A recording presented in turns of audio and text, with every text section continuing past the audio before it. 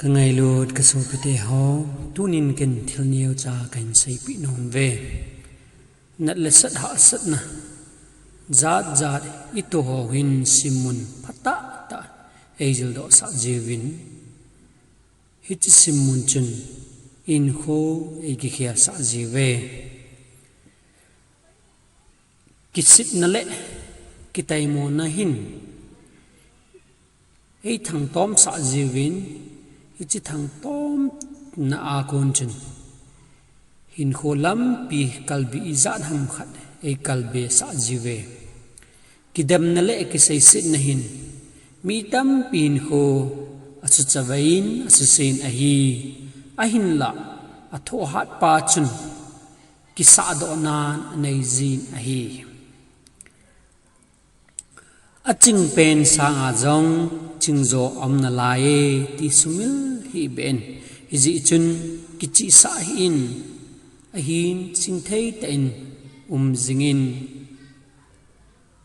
a ho pen sang a ho zo jong om na lae ti hen lang na ho na ki song hi in leisi thil zo se hi tun so na ding khat cha om poi gen thei pen vai cha pen in ki gel se in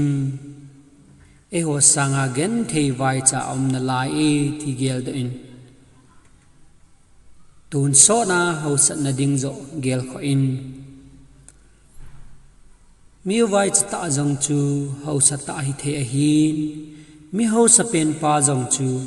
vai cha ta hi kit the a hi hi zi chun ki gel neo zi in lấy sự hậu sẵn na hin ki pa na cham kim pon van gowa hậu sẵn in vang ki pa na cham kim sa ji e a hậu sa pen pa in jong o cha chu mi hem ko hi le a chan chunga lung oi na nei mi chu a hi lol hin na lam pi zo si jong hi a pha le adi a hi de pon a hin la adi le a pha lam pi a hin ngai chat ki kim selin hi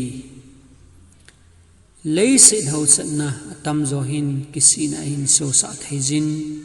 hi ji chun na kisi lo na dingin lei sit go hilowin van gama go au sa ding go jon pakai panglawa lol hin kiti hi lithu lai ta a don lap chunga kitu tabang a hi sot ponte pha chom cha a kilet a hi hung thum pai tan te tunini khon ka so pite ho hi chang hi